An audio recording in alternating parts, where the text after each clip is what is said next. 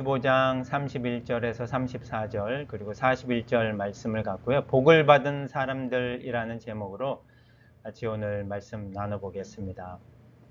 새해 첫 수요일을 또 같은 예배 공동체로 저희가 함께 모여서 예배할 수 있음에 감사하고요. 올해도 또 열심히 우리가 예배 공동체로서 주님 안에서 한 마음으로 또 달려가는 귀한 한 해가 되었으면 좋겠습니다. 오늘 본문 말씀 읽어드리겠습니다. 내가 영광 중에 모든 천사들과 함께 와서 내 영광의 보좌에 앉을 것이다. 그리고 모든 민족을 내 앞에 모으고 목자가 양과 염소를 갈라놓듯 사람들을 갈라놓아 양은 오른편에 염소는 왼편에 세울 것이다. 그때 왕이 오른편에 있는 사람들에게 내 아버지의 복을 받은 사람들아 와서 세상이 창조된 때부터 너희를 위해 준비된 나라를 물려받아라. 그런 다음 그는 왼편에 있는 사람들에게 저주를 받은 사람들아 너희는 내게서 떠나 마귀와 그 부하들을 위해 준비된 영원한 불에 들어가거라. 아멘. 네, 지난번에 저희가 함께 살펴봤던 양과 염소의 비유를 오늘 다시 한번 나눠 보려고 오늘 본문을 선택을 했습니다. 오늘 우리가 함께 나눌 주된 구절은 34절에 보면 내 아버지의 복을 받은 사람들아 라고 하면서 복을 받은 사람들에 대해서 우리를 부르고 있고요. 또 41절에 보면 저주를 받은 사람들아 하면서 또 다른 사람들을 저주받은 사람들을 부르고 있는 모습을 봅니다. 그래서 복을 받은 사람들 또 저주를 받은 사람들이라는 부분에 있어서 저희가 한번 생각해 볼 부분은 복입니다. 복. 우리가 연초가 되면 복이라는 부분에 대해서 뭐 세상 사람들이 가장 많이 좋아하는 단어일 것도 같은데 우리 기독교 안에서도 이 복이라는 단어가 또 많이 사용이 되어지고 이 복이라는 부분에 대해서 또 사람들이 여러 가지 많은 생각을 가지고 있는 부분들이 있는데 오늘 성경에서 또 말씀이 말하고 있는 그 복은 무엇인지에 대해서 저희가 한번 오늘 말씀을 통해 살펴봤으면 좋겠습니다. 복이 제일 먼저 기록이 되어져 있는 부분은요. 창세기 1장에 나와 있습니다. 창세기 1장 22절과 28절에 이 복이라고 하는 단어가 제일 처음 소개되어지고 사용이 되어지고 있는데 22절에 보면 하나님이 이것들에게 여기서 이것들은 새와 물고기들입니다. 하나님이 새와 물고기들을 창조하신 다음에 복을 베푸시면서 말씀하시기를 생육하고 번성하여 여러 바닷물에 충만하여라. 그리고 28절에는요. 하나님이 사람을 만드신 다음에 하나님이 사람들에게 복을 베푸셨다. 하나님이 그들에게 말씀하시기를 생육하고 번성하여 땅에 충만하여라 라고 하시면서 이 복이라고 하는 단어를 생명체에게 사용을 하셨습니다. 그래서 이 생명체에게 사용하셨는데 어떤 의미로 사용을 하셨냐면 동일하게 생육하고 번성하고 충만하라 라고 사용을 하셨습니다.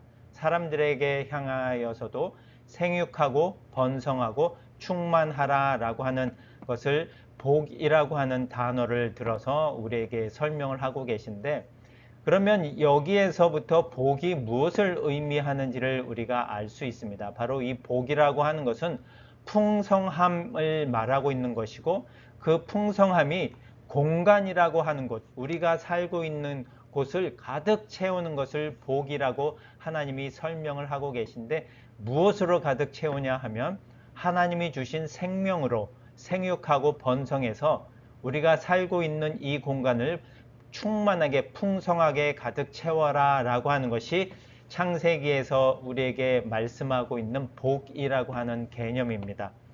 그래서 이 복이라고 하는 그 개념 안에는 사실 우리가 세상적으로 생각하고 있는 그런 물질의 풍성함 또 여러 건강 그 모든 것들을 다 포함하고도 있는 가장 넓은 의미의 복이 바로 이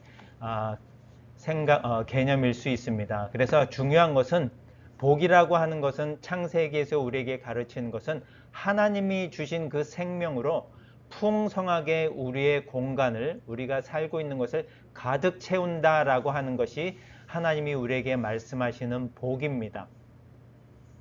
그런데 창세기 2장 3절에도 보면 동일하게 그 복이 사용되어지고 있는데 좀 다른 의미로 사용되어지고 있는 것을 우리가 볼 수 있습니다.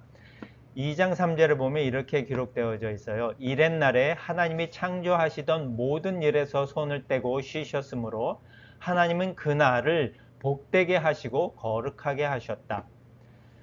지금 1장에서는 이 복이라고 하는 단어를 생명체에게 사용하시면서 풍성하게 공간을 하나님이 주신 생명으로 가득 채워라 라고 하는 의미로 복을 사용하셨는데, 지금 창세기 2장 3절에 보면은 그 날이라고 하는데 그 날은 바로 하나님이 쉬신 안식일을 말하고 있는데, 그 안식일을 복되게 하고 거룩하게 하셨다라는 의미에서 생명체가 아닌 시간을 향해서 하나님이 이 복이라는 의미를 사용하고 있는 거예요.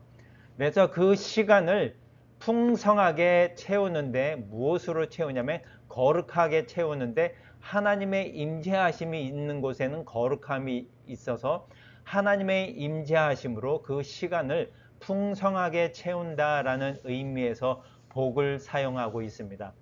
그렇다면 이 복이라고 하는 말의 그 기본적인 의미는 풍성함인데, 그것을 생명체에게도 풍성하게 채울 수 있고 시간에도 풍성하게 채울 수 있는데, 바로 하나님의 생명으로 채울 수 있고, 그 다음에 이 시간에는 하나님의 생명을 뜻하는 하나님의 임재하심으로 그 시간을 풍성하게 채운다라는 뜻이 바로 복이라는 뜻입니다.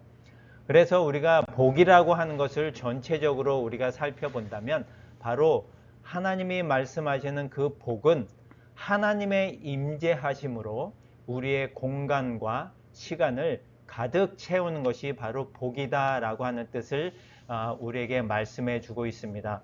그래서 마태복음 25장에서 복을 받은 사람들아 라고 하는 그 의미를 예수님께서 말씀하시고 있는 그 배경에는 슬기로운 5 처녀들, 그리고 5 달란트와 2 달란트를 받은 그 사람들이 주어진 그 지연된 시간 속에서 그들이 살아가고 있을 때, 그들에게 주어진 그 지연된 시간을 무엇으로 채우면서 살아갔냐면 바로 하나님의 임재하심으로 그들의 주어진 시간을 가득 채우면서 살아왔기에 그들이 슬기로운 처녀로서 주님의 오심을 준비할 수 있었던 것이었고, 또 5 달란트와 2 달란트 받은 사람들도 하나님의 임재하심으로 그들의 주어진 시간을 채웠기 때문에 충성되고 또 성실한 청지기로서의 삶을 주님 앞에 올려드릴 수 있었다라는 그런 사실입니다.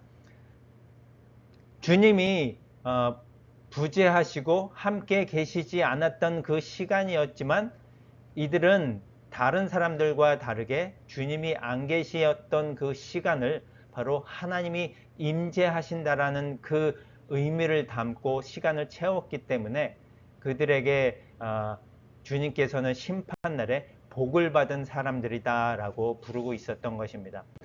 그리고 결국 이 복이라고 하는 것, 하나님의 임재라고 하는 것은요, 관계라는 것으로 우리가 결론 지을 수 있는데, 바로 이 하나님의 임재가 우리 안에 거하기 위해서는 하나님과 우리 사이에 관계라는 것이 형성되어져야만 이 하나님의 임재가 우리 가운데 머물 수 있다라는 것입니다.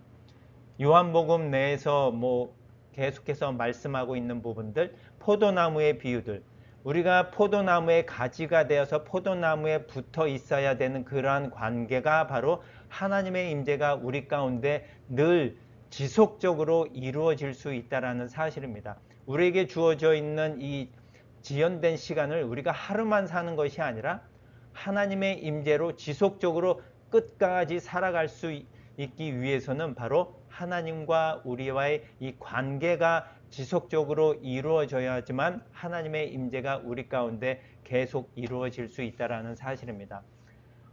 올해 2026년 한 해도 우리가 이렇게 하나님의 임재 가운데 지속적으로 하나님의 임재를 경험하며 갖고 살기 위해서는 이 하나님과 우리 사이의 관계가 계속해서 이루어져야만 이런 일들이 우리 가운데 가능하다는 사실입니다.